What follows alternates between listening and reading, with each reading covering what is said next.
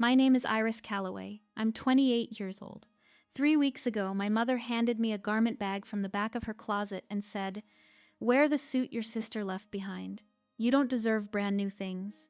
My older sister Meredith stood in the doorway in a charcoal blazer she'd bought that afternoon. Her arms were crossed. Her smile had already decided the outcome. She had always gotten the new things. I had always gotten what was left in the bag, but here's what my mother didn't say. The interview she was sending me to in that ruined suit was at the same firm where Meredith worked. 4 floors below my sister's own desk. The CEO took one long look at me in that pinned-together disaster, stood up from her chair, slid her own blazer over my shoulders, and said quietly, "I know exactly who chose that suit for you." She wasn't talking about my mother. And the name the CEO said next wasn't the one I expected. What I walked into would unstitch 7 years of someone else's life. Before I tell you the rest, drop your location and local time in the comments. I love knowing where you're listening from. Now let me start from the beginning. I grew up in Yellow Springs, Ohio, population 3,750. A small Greene County town with one elementary school, 2 grocery stores, and a single stoplight at the corner of Xenia Avenue and Limestone Street. My parents owned the house on Walnut Lane outright, 2,400 square feet, 2 stories. A craftsman porch my father had repainted 3 times. If you'd asked me growing up, I would have told you we were always tight on money. Because that's what they told me. New shoes for school. We can't afford that right now, Iris. Wear Meredith's old ones. A graphing calculator for the AP math class. Your sister still has hers, it works. A laptop for college.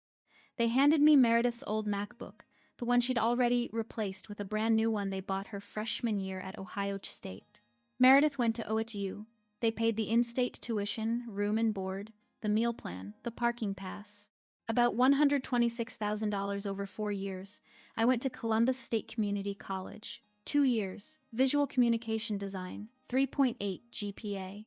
I paid for it on a part-time job at a screen printing shop in Clintonville and a small scholarship I applied for without telling them. Meredith's old bedroom got converted into a guest suite the year after she moved out. $42,000 in renovations. New flooring, new fixtures, a barn door my mother saw on Pinterest. When I asked the same year if they could cover 1 semester of textbooks, my mother said, "We just don't have it right now, Iris. You know how it is." I believed her. I believed all of it for years. The thing about being the second daughter in a family like mine is that you don't just get less. You're taught to expect less. And after enough years of being taught, you start teaching it back to yourself. You stop asking. You stop expecting. You learn to make whatever fits, fit. I was a freelance brand designer. I worked off a 3rd-generation iPad Pro with a fractured screen, refurbished, purchased in 2019 for $947. My studio apartment in the short North District of Columbus was 470 square feet. The window looked over a record store on North High Street. I'd taught myself everything I needed. Color theory, typography, brand systems, from YouTube tutorials and free MOOC courses. My portfolio held 16 projects. A nonprofit campaign that lifted donations by 47% for the Columbus Music Therapy Coalition. 3 rebrands for small Ohio businesses.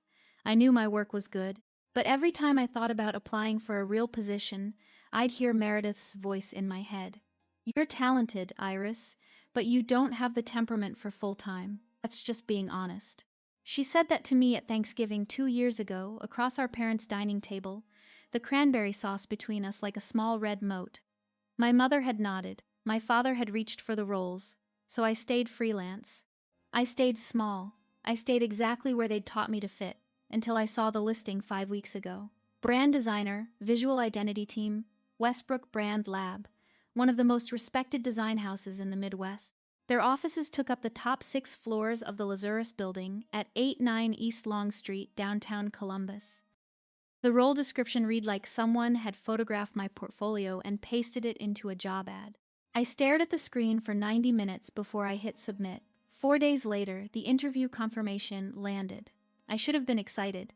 Instead, I sat at my small kitchen table and felt my stomach drop. I knew what came next. I'd have to tell my parents, and I'd have to ask for help with the one thing freelancers always run thin on: a suit. Thursday dinner at my parents' house. The same table, the same seats, my mother at the head, my father across from her, mostly silent, Meredith in the middle on her usual side. I sat in my usual spot, 2 seats down from my mother, close enough to clear the dishes, far enough that the conversation rarely reached me first. I waited until my mother set down her fork. "I have an interview," I said, "at a design firm, a good one. The role is exactly what I do." She didn't look up. "That's nice, honey." 2 seconds. "Oh, did I tell you Meredith got another raise last month? Adelaide loves her work." I watched her redirect the conversation like she was changing lanes without signaling. My interview wasn't worth a full stop. It was a speed bump on the way to talking about Meredith. "I need a suit, Mom. Something professional. The interview matters." My mother set her napkin down slowly, the way she did when she was about to say something she'd already decided before I opened my mouth. "Iris, we already spent so much on your community college tuition. It hadn't cost them much. I'd paid the bulk myself. But she said it like she'd put me through Princeton. Your sister has a suit. A perfectly good one. I'll dig it out. Mom, it won't fit. Meredith is taller than me, and it's old. Then make it work." She picked up her fork. "You don't deserve brand new things, Iris. Not until you've held a real job longer than 6 months." That sentence landed where it always landed, right in the center of my chest, in the spot that had been soft since I was 12. I didn't argue. There's no point in arguing with someone who's already written the verdict before the trial. My father studied his plate. Meredith ate her green beans like nothing was happening. When I left that night, my mother handed me a garment bag, the cheap dry cleaner kind, more like a trash bag with a zipper.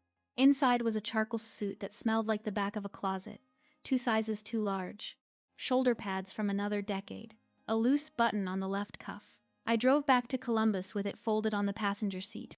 I laid it on my bed. I stared at it for an hour. Then I got out the safety pins. The night before the interview, I stood in my bathroom, the one with the cracked tile and the light that flickered when the building's compressor cycled, and I pinned that suit together. I pinned the waist. I pinned the hem where it dragged. I folded the cuffs and pinned those too. 7 safety pins total. I counted them. I almost didn't go. I looked at myself in the mirror, a woman in a suit held together by metal and stubbornness. I thought, they're right. I look like exactly what they think I am. Then I looked at my fractured iPad propped on the counter next to the toothbrush holder. 16 projects on it, 3 rebrands, the 47% donation campaign. My work was good. My work had always been good. If they judged me by this suit, they didn't deserve my work. I hung it on the only hook in my closet and turned off the light. The morning of the interview, I got dressed in the lobby restroom of the Lazarus building.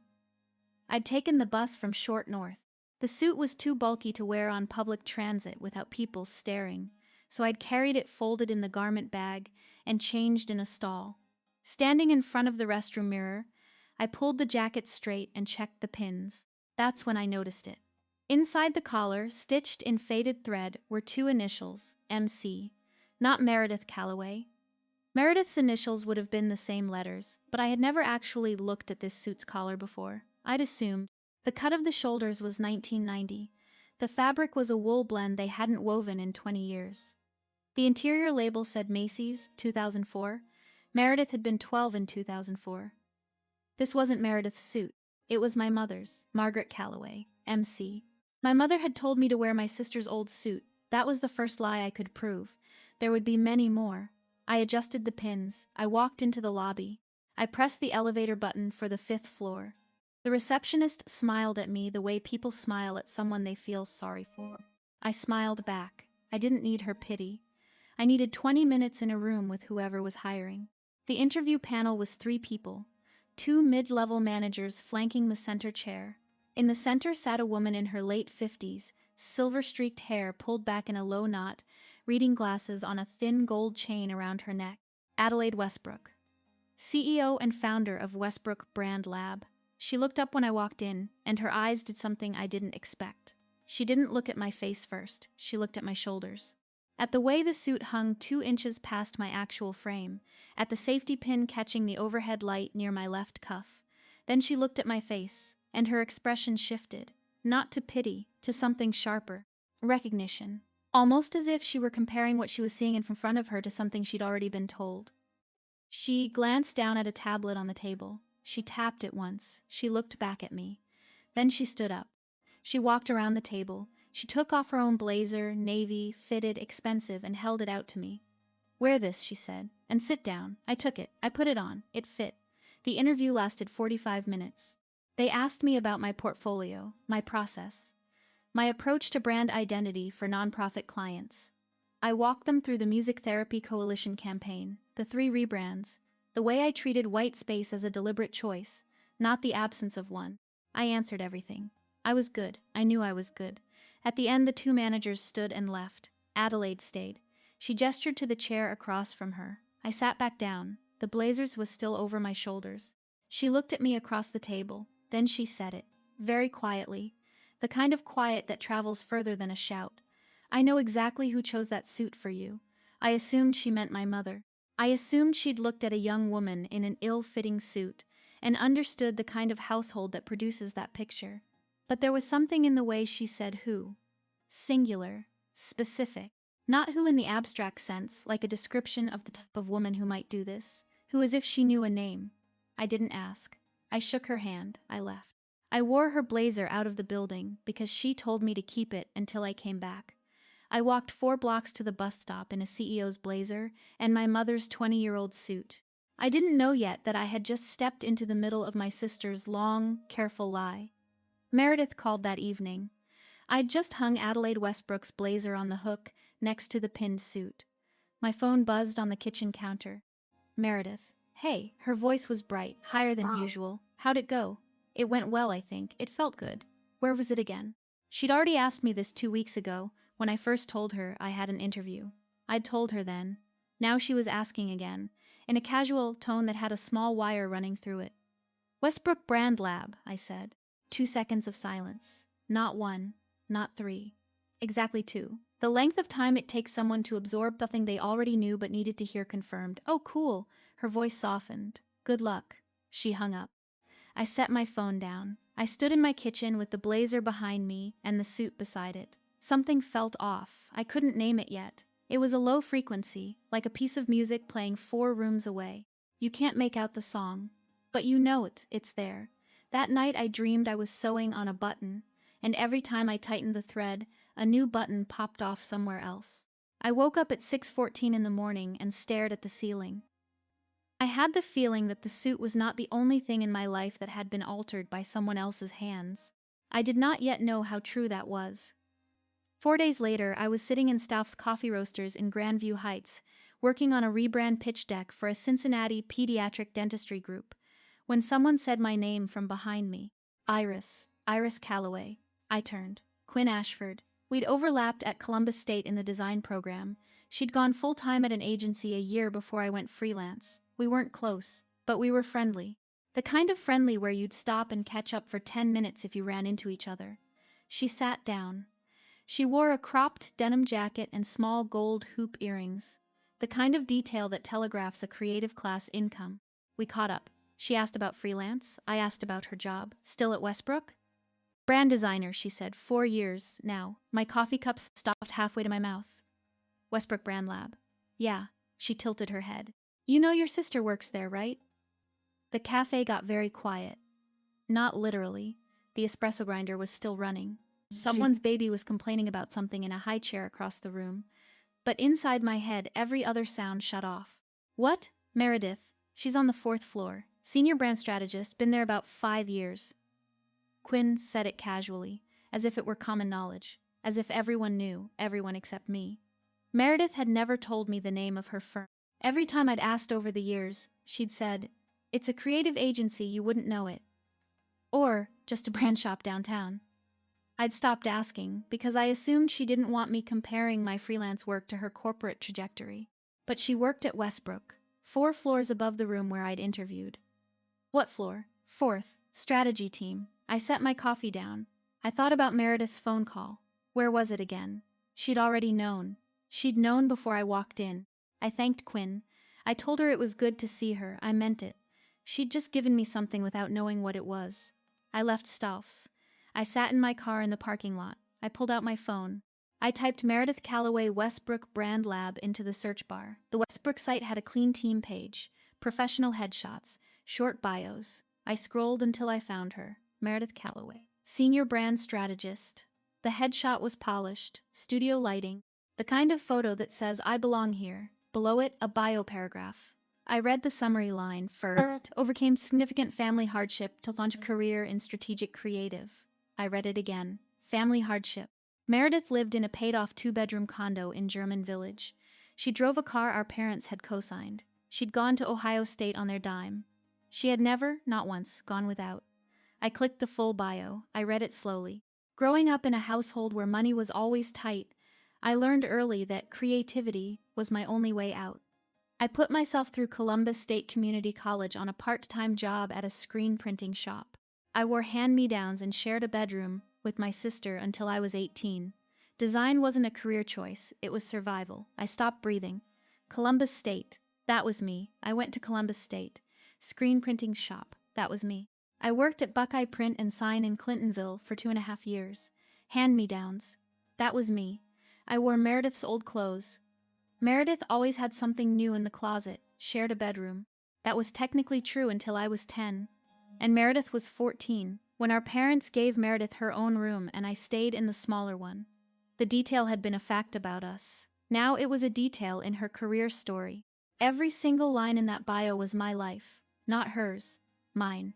She hadn't embellished her story. She hadn't exaggerated her struggles. She had taken mine, the whole thing, detail by detail, and put her name on it. She wore my life the way I wore her suit. Something that didn't belong to her, held together by the assumption that no one would ever check. I sat in my car in the Stouff's parking lot and stared at the screen until the words blurred. Then I screenshotted every line. I saved them in a folder I named Receipts. My hands were not shaking from sadness. They were shaking from something colder.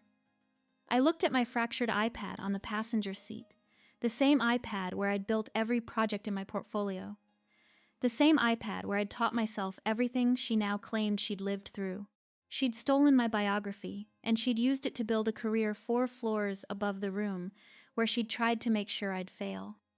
Have you ever realized someone in your family was using your story as if it were theirs? Tell me in the comments. I texted Quinn from my car. Can we talk about Meredith? 3 dots, then her reply. I was wondering when you'd ask. My phone rang before I could text her back. Mom, how'd the interview go, sweetie? Her voice was lighter than usual, almost cheerful. It put me on alert immediately. My mother was never cheerful about my career. Fine, Mom. I think it went well. Oh, good. But you know, and here came the pivot, smooth as a door swinging shut. Meredith said those big design firms can be really competitive. Don't feel bad if you don't hear back. There it was. She wasn't calling to congratulate me. She was calling to manage my expectations downward, and she was using Meredith's name as the authority. As if Meredith's opinion of my odds were a weather forecast. I'll be fine, Mom. I just don't want you to be disappointed again. Remember the wine label freelance job? You were so upset. She reached back 15 months to pull out a failure I'd already processed. She held it up like a warning sign. See, you've lost before. This is what you do. I told her I had to go. I hung up. I sat in the silence of my car and let the call replay. Meredith said those big design firms can be really competitive. When had my mother talked to Meredith about my interview? I hadn't told Meredith which firm until after the interview. But Mom was quoting Meredith's opinion about those firms as if they'd already discussed it. I thought about all the times growing up when my mother and Meredith would talk in the kitchen after I'd gone upstairs. Low voices. Occasional laughter. I'd assumed they were gossiping about neighbors. But what if some of those conversations had been about me? There was one night I must have been 17. I came downstairs for water and heard my mother on the phone in the kitchen. The tone was different, lighter, conspiratorial. She was saying something like, she actually went through with it. I didn't think she would. When she saw me in the doorway, she hung up fast. She said, just talking to your aunt about the church bake sale. I had forgotten about that until right now. Sitting in my car at 28, with a fractured phone in my hand and a stolen life on the screen, I heard that sentence in a different key. What had I gone through with at 17? I'd applied for a summer design internship downtown. I didn't get it. My mother had said, "Cease, better to focus on something realistic." I couldn't prove it. I couldn't prove any of it. Not yet. But the pattern was forming. Like a watermark you can only see when you hold the paper up to the right kind of light. I opened my laptop. I clicked on Meredith's full bio. I read it one more time, slowly. And this time I didn't just see the words. I saw the architecture. She hadn't thrown together a quick lie. She had built a narrative over years, brick by brick, review by review, using my life as the blueprint. And now I needed to know why. I met Quinn at Goodale Park the next afternoon. She brought 2 iced lavender lighties and sat on a bench facing the pond, like someone who'd been waiting to have this conversation but needed to be careful about where she had it. How long has she been telling that story? I asked. Quinn took a sip. Since her first big performance review. About 5 years ago. Adelaide does these annual sit-downs where she asks everyone to talk about what shaped them. Meredith turned hers into a whole thing, the hardship backstory, working her way up from nothing. Adelaide ate it up. It became Meredith's brand inside the firm. Her brand, the resilience narrative. She brings it up in client pitches, team meetings, mentorship sessions. Last year she gave a firm-wide talk for International Women's Day about overcoming adversity. Standing ovation, the recording is on the intranet.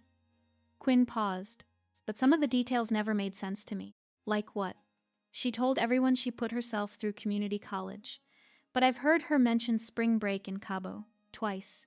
Community college kids working part-time at a screen printing shop don't usually do Cabo. Quinn shrugged. I didn't say anything. I figured maybe she was exaggerating. People do that. She wasn't exaggerating. She was using my life. Quinn looked at me. She didn't look surprised.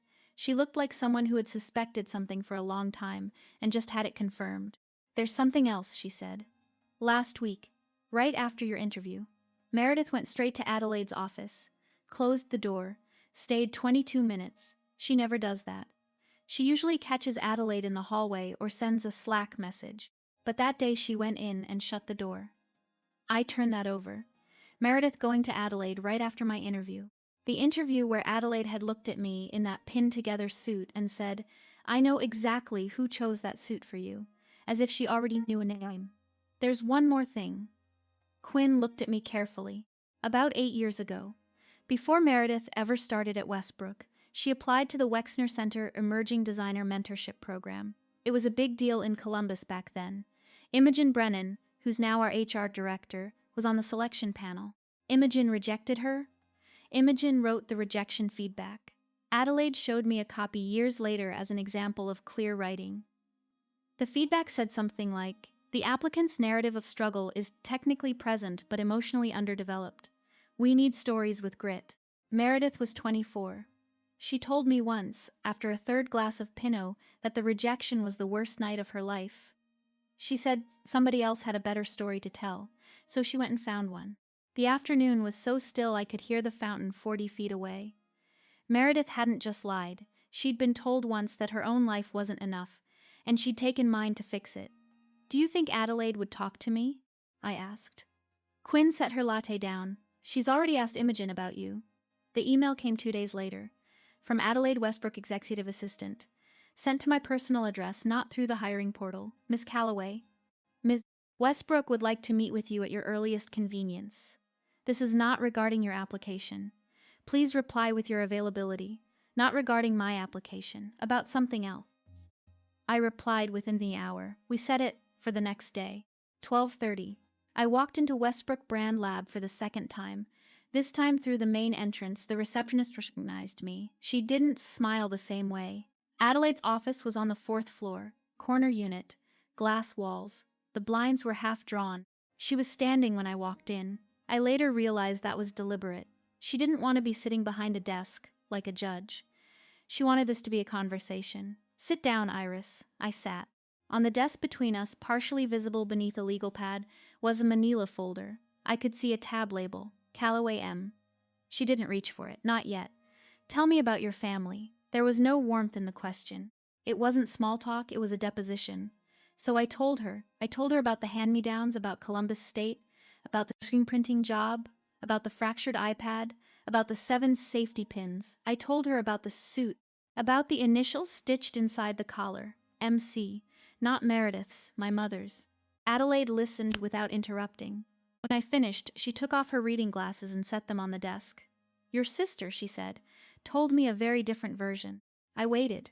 For 5 years Meredith has told me, and everyone in this firm, that she grew up in a household with no money, that she put herself through Columbus State, that she worked part-time at a screen printing shop to keep food on the table while she built a design career from nothing.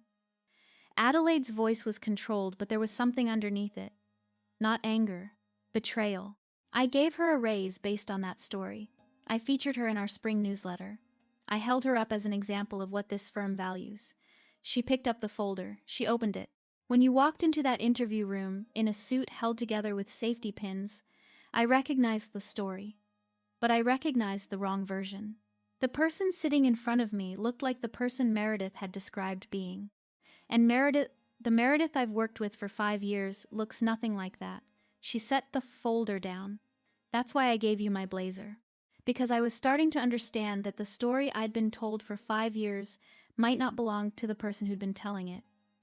I sat very still. When I said, "I know exactly who chose that suit for you," Adelaide said, "I wasn't talking about your mother." She didn't need to say the rest, but she did. I was talking about Meredith. I didn't confront Meredith right away. Adelaide had given me something more valuable than information. She'd given me the knowledge that someone else saw the lie. For the first time in my life, I wasn't alone inside it. But I made a mistake first. I made the mistake of thinking that if I asked Meredith directly, she'd crack, that the weight of the truth would be enough. I texted her, "Can we meet? Just us." "Coffee," she agreed. She suggested Fox in the Snow, an Italian village. I got there early. I chose a table in the middle of the room. Not a booth, not a corner. Open, visible. I didn't want to be boxed in. Meredith arrived 10 minutes late. She was wearing a blazer I'd never seen before. Probably new. Probably expensive. She sat down, ordered a cortado, and smiled. "What's up?" "I want to ask you something," I said. "What exactly do you do at Westbrook?" Her smile held. But her eyes moved just slightly to the left and down, the micro-expression of someone calculating the next line in a brand pitch. "You know that. I saw your bio on the website." The smile flickered for 1 second, maybe less. Then it was back, wider than before. "Oh, that. Pretty standard corporate stuff. They make us all write those." She waved a hand, dismissive. "It said you put yourself through community college, Meredith. It said you wore hand-me-downs and worked part-time at a screen printing shop. That's my life, not yours." She set her cortado down, and then she did something I should have expected but didn't. She started to cry, not ugly crying, not sobbing. A single perfect tear, followed by a careful sniffle, followed by the exact right tremor in her voice. It was a performance. But it was a good one. "You think I would sabotage my own sister?" she said, her voice cracking in the right places. "Is that what this is about? I didn't tell you I worked there because I wanted you to get the job on your own, on your terms, not because of who your sister is." She wiped her eye with one finger. "Precise. I can't believe you'd think that of me, after everything I've done for you." And just like that, I was the villain, the paranoid little sister, the jealous one, the ungrateful one. I looked at her across that table, and I saw the mechanism clearly. The way she redirected the conversation, the way she turned my accusation into her wound, the way she made my evidence sound like my insecurity. She had been doing this our entire lives. I just hadn't had a name for it until now. I didn't have the hard proof yet. Not the proof Adelaide would need. So I pulled back. "You're right," I said. "I'm sorry. I've been stressed about the interview." She reached across the table and squeezed my hand. "I get it," she said. "I'm here for you. I left the cafe." Meredith stayed. As I walked to my car, I glanced back through the window. She was already on her phone, calling someone. Her face had changed completely. The tears were gone. What was left was something focused and hard. I didn't know yet who she was calling, but I had a feeling it was the same person she always called when she needed something handled. She walked out of that cafe thinking she'd won. The next move was hers. The receipts were mine. The following Sunday, I went to my parents' house for dinner. I needed something. The only way to get it was to sit at that table one more time. My mother was in the kitchen when I arrived. She'd left her phone face down on the counter the way she always did, as if that made it private. She went out to the back porch to check the grill. I had maybe 3 minutes. I picked up the phone. No passcode. My mother didn't believe in them. "If you've got nothing to hide, you don't need a lock," she'd said once. The irony of that would hit me in about 40 seconds. I opened her messages, scrolled to Meredith's name, tapped. The thread was long, months of messages. I scrolled to the date I needed, 3 days before my interview, Meredith's message. Timestamped 9:47 p.m. She applied to my firm, Mom. Don't let her buy a new suit. Let her wear the old one.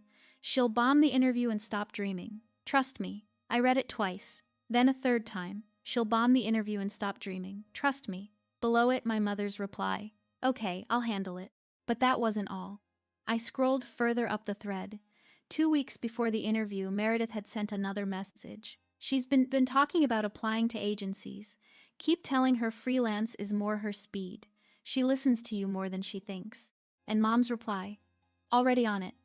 Told her last week she doesn't have the temperament for full-time. She didn't argue. She doesn't have the temperament. That phrase. I'd heard it from Meredith at Thanksgiving 2 years ago. I'd heard it from my mother in a dozen different forms, and now I could see the pipeline. Meredith fed the line to Mom. Mom delivered it to me. I absorbed it like it was original thought. The words I'd been using to hold myself back were never my own. They were manufactured. Assembly line cruelty. I took screenshots.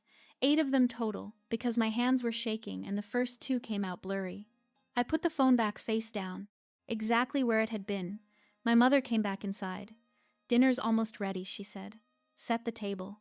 Set the table. I put the forks on the right because that's how she liked it. I poured water into the glasses that matched. I sat down and ate roast chicken and listened to my father talk about a coil replacement job he'd been called in to consult on. I smiled and nodded and said, Sounds good, Dad, in all the right places. Inside, I was holding a grenade. She'll bomb the interview and stop dreaming. My mother hadn't made me wear that suit because she couldn't afford a new one. She hadn't said you don't deserve brand new things because she believed it. She had said it because Meredith told her to. The suit, the words, the humiliation, all of it. Designed by my sister, executed by my mother. I drove home that night with the screenshots on my phone and a question I couldn't stop asking. How long had Meredith been running this family? Monday morning. I sat across from Adelaide Westbrook for the second time. I didn't make small talk. I opened my phone. I found the screenshots. I slid the phone across the desk. Adelaide picked it up. She read. 10 seconds of silence. I counted them. I was counting everything now. She set the phone down. She didn't look at me with pity. She looked at me the way you look at evidence. She told your mother to sabotage the interview. Yes. And your mother did it. Yes. Adelaide leaned back. She was quiet for a long time. When she spoke, her voice was lower, slower, careful. I hired Meredith Calloway 5 years ago. I promoted her twice. I gave her a raise last March based on a performance review in which she described growing up wearing hand-me-downs and working her way through Columbus State. She paused. Her entire brand in this firm is built on your life, Iris. And she tried to destroy you to protect it. She opened the manila folder on her desk. Inside, Meredith's performance reviews, her firm biography draft, her mentorship program application, all of it built on the same lie. I'm going to talk to her this afternoon, Adelaide said. And then I'm going to call Imogen in HR. I need to verify enrollment records. The Adobe Sign metadata on every review file Meredith has signed. Her federal tax filings from the last 3 years, if it comes to that. I want you to know something. The position you interviewed for is still staying. She looked me in the eye. Don't tell your sister. Let me handle this properly. I nodded. I took my phone back. I walked out of Westbrook Brand Lab and sat in my car for 15 minutes before I started the engine. Not because I was crying, because I needed to decide what came next. Adelaide moved faster than I expected. She called Meredith into her office that same afternoon. I wasn't there. Adelaide told me about it later. Meredith walked in confident. She thought she'd been called in for a project debrief. Maybe a compliment. She was wearing a cream silk blouse and carrying her Moleskine, the one she wrote her quarterly milestones in. Adelaide didn't ask her to sit down. Tell me about your community college years, Meredith. Meredith launched into the story, the same practiced cadence. Adelaide let her finish. Then she said, interesting, because I spoke with your sister and she told me a very different version of who went to Columbus State. Meredith's face changed, not all at once. It was more like watching ice form on a windshield. Slow, then all at once. And then she did what she always does. She cried, Iris has always been jealous of me. She's been like this since we were kids. She's coming here to ruin my career because she can't build her own. My sister is manipulative. Adelaide told me later that she almost hesitated. Almost. But she had the screenshots. And she had the look on my face when I'd walked into that interview room in a suit held together by pins. No one fakes that. I need to verify some things, Meredith, Adelaide said. We'll talk again on Friday at 10. Meredith left the office thinking she'd won. She walked out with her moleskine tucked under her arm and her composure mostly intact. But in the hallway, Quinn saw her duck into the stairwell.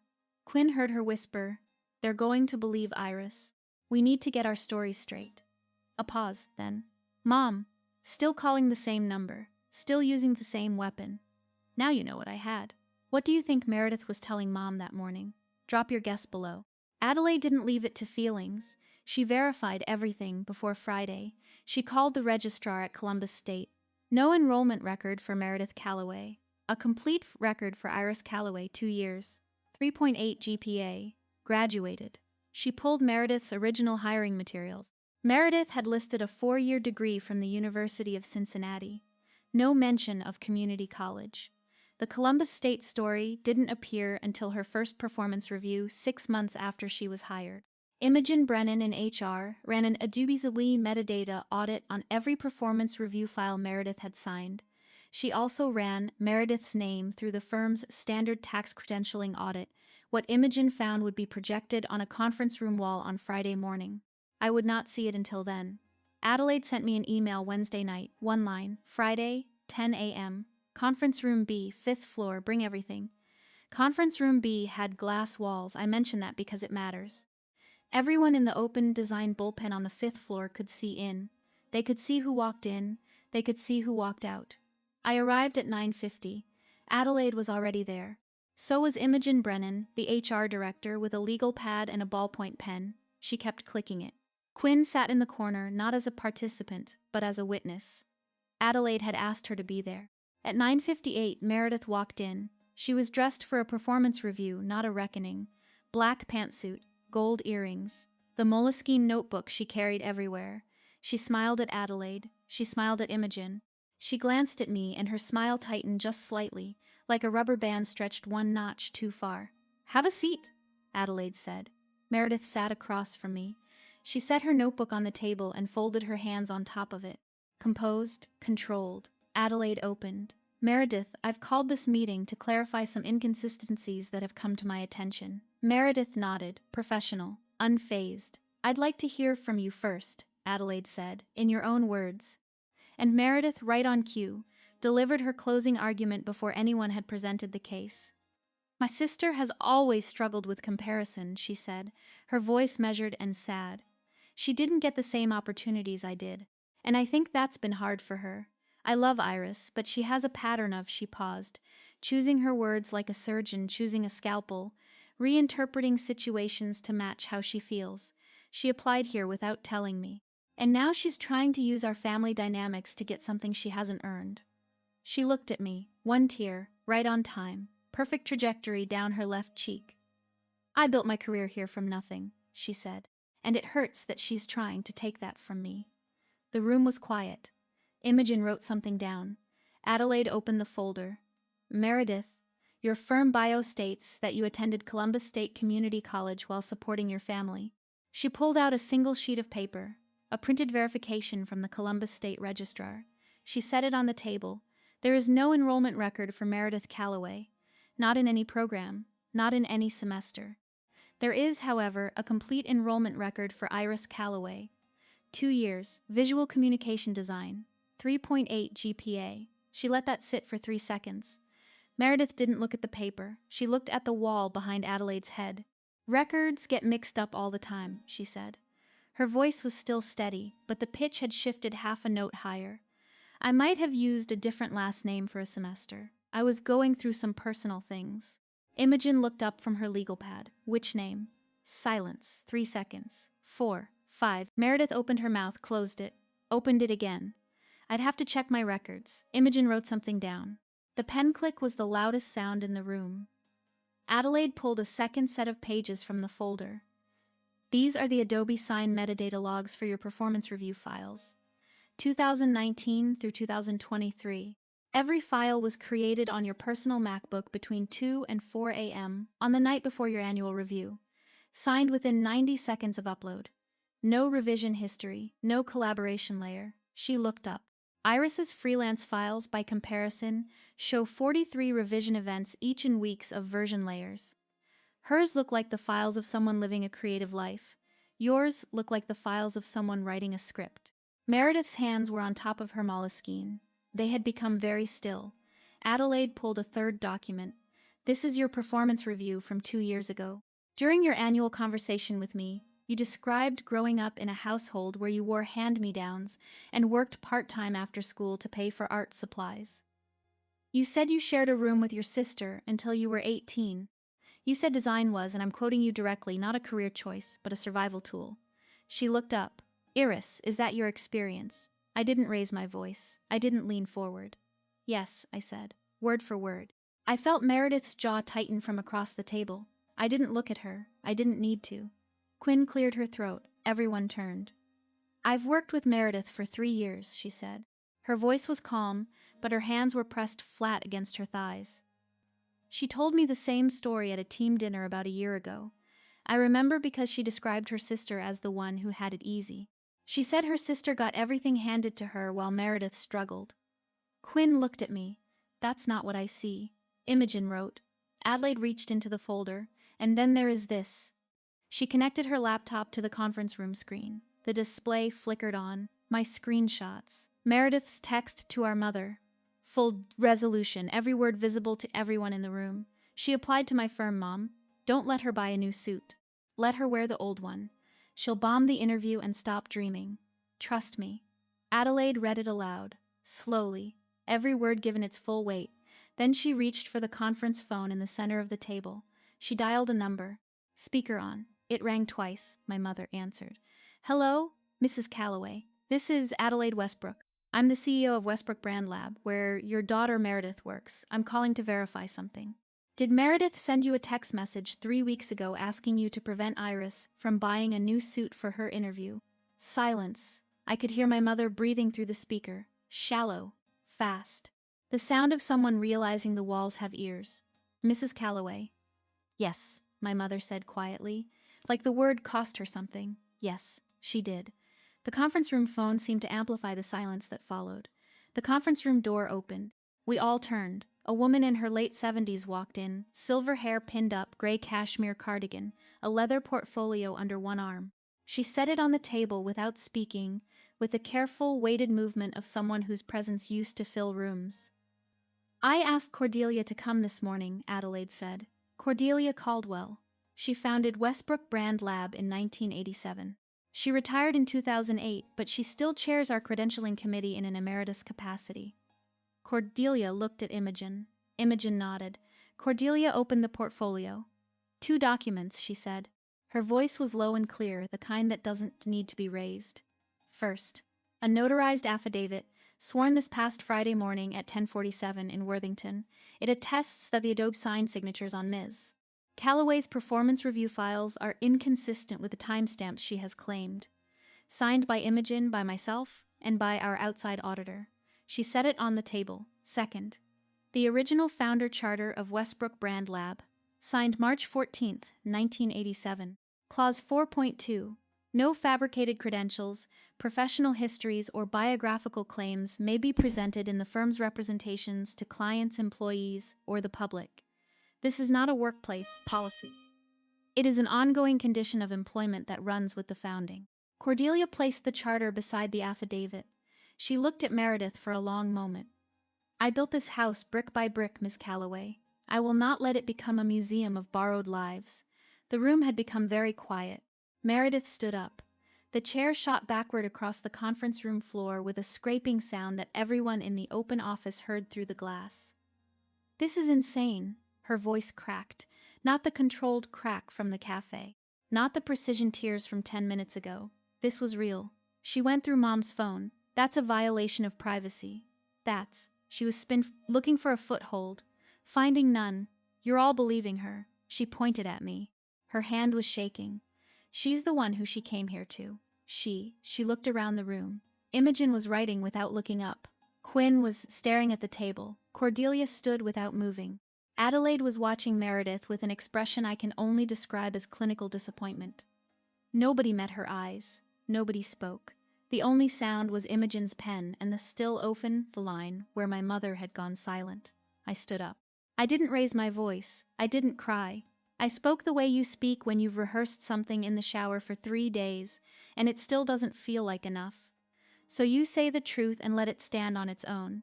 You took my story, Meredith. She was still standing, still shaking. You took my Columbus estate, my screen printing job, my hand-me-downs, my fractured iPad, my $31,400 freelance year. You wore them to every performance review, every promotion meeting, every client pitch in this building. You turned my life into your brand. I paused. And then you made sure I'd walk into this building looking exactly like what you'd told everyone I was. Someone who doesn't deserve anything new. I looked at her. She looked back. For the first time in my life, she had nothing to say. But I'm the one who lived it. That story is mine, and you don't get to wear it anymore. Adelaide spoke into the quiet. Meredith, effective immediately, you are suspended pending a formal HR investigation. Imogen will contact you about next steps. Please collect your personal belongings from your desk. Meredith picked up her bag. She left the moleskine on the table. She walked to the door, opened it, and stopped. She turned and looked at me for 2 seconds, maybe 3. I don't know what she was looking for in my face. Guilt, maybe. Regret. Some sign that I'd take it all back if she just asked nicely enough. She didn't find it. She walked out of conference room B. Through the glass walls, the entire 5th-floor design bullpen watched her cross the floor. About 26 employees. No one said a word. She didn't look at any of them. Quinn stood next to me. Cordelia gathered her documents back into the portfolio. Adelaide closed the folder. The position is yours, she said. If you want it. I said yes. The fallout came in waves. That evening, my mother called. Her voice was different, shaky, defensive. Pitched somewhere between anger and something I hadn't heard from her before. Fear, maybe. You went through my phone, she said. How could you do that to your own family? I sat on my couch in my 470-square-foot apartment, the same couch where I'd pinned the suit together, and I let her finish. Iris, families handle things privately. You didn't need to involve her boss. You didn't need to embarrass Meredith like that. Whatever she said in those texts, she was just trying to protect her career. You don't understand the pressure she's under. Mom, you gave me a suit from the 1990s and told me I didn't deserve brand new things. You said it was Meredith's, it was yours, and Meredith told you to do it. Silence. My father's voice from somewhere in the background. Just let it go, Iris, let it go. The family motto, let it go when they take from you, let it go when they lie about you. Let it go when the person you thought was your sister turns out to be the architect of every humiliation you've ever swallowed. I'm not letting it go, I said. I'm letting you go. If you want to talk to me again, it starts with the truth.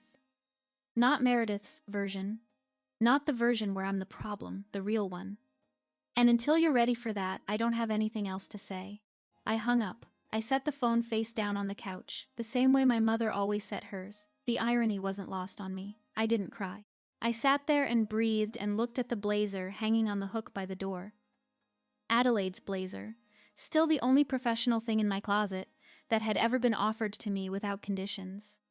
The next week, the rest of it unraveled. Quinn texted me. Meredith had been formally terminated, not just for the fabricated bio. The HR review confirmed the fraudulent dependency on her 2023 federal tax filing. The deduction, about $4,700, was referred to the firm's external counsel. Meredith's LinkedIn went dark within hours. Her Instagram, the one filled with self-made success posts, went private. The last public post was from the day I didn't get the wine label freelance contract 15 months earlier. The caption read, "Grateful for another big week. Hard work always pays off." She had posted it the same day I'd sat in my apartment wondering if I'd ever be good enough. She hadn't just stolen story. She had built her victories on my defeats, and then Meredith called our parents. Not to apologize. To blame. You should have stopped, Iris, she told our mother. Quinn heard this from Aunt Vivienne, who heard it directly from Mom. You let this happen, my mother was stunned. Not because she understood what she'd done. That would take longer. Maybe forever. But because the daughter she'd spent 30 years championing had just turned on her. The tool had outlived its usefulness. My parents lost both daughters that month. I stopped calling. Meredith blamed them and stopped calling too. Aunt Vivian called me on a Wednesday. She was a retired children's librarian, 42 years at the Yellow Springs Public Library, reading picture books aloud to other people's kids. She avoided family conflict the way some people avoid highway merges.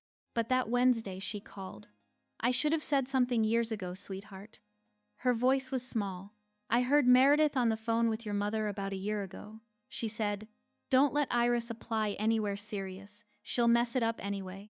Your mother laughed. I closed my eyes. I didn't say anything because I didn't want to start a fight, but it was about you. I should have told you. She paused. I could hear her breathing on the line. I kept your kindergarten drawings, Iris. All 37 of them. They're in a banker's box in my hall closet. Your mother threw out the originals 23 years ago. I picked them out of the trash the week she did it. I have always known who you were. I was just too quiet to say it out loud. Thank you for telling me now, I said. Lou, she said, using the childhood nickname only she ever used, you were always the strong one. Even when they couldn't see it. Especially when they couldn't see it. I hung up. I sat with it. I let it settle. 6 weeks after Conference Room B on a Saturday at 2:14 in the afternoon, my father left a voicemail. 47 seconds. I listened to it once. I have not listened to it again. He said he had been wrong to tell me to let it go. He said he should have stood up at the dinner table the night my mother handed me the garment bag. He said he was sorry. He did not ask me to call back. I wrote him 2 sentences in reply. I read your message.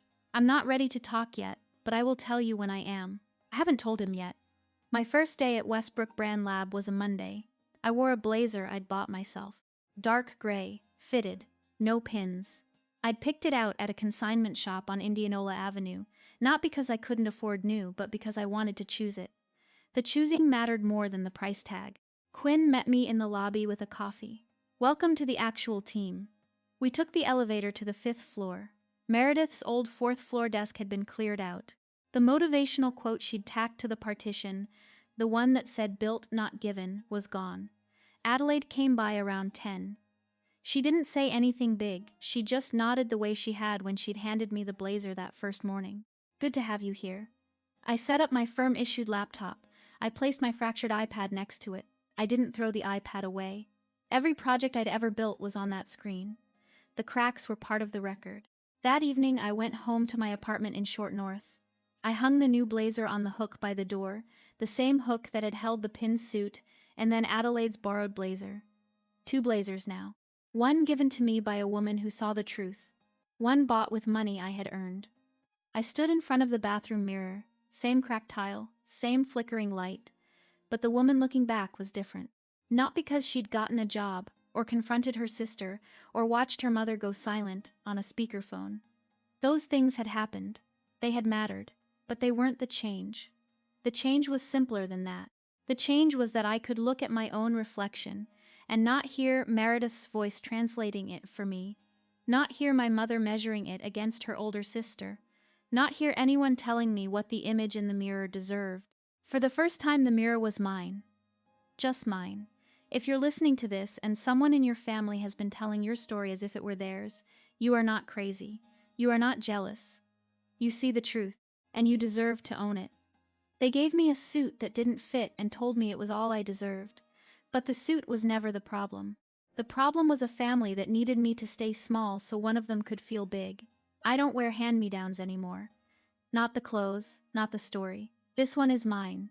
That's my story. See you in the next one.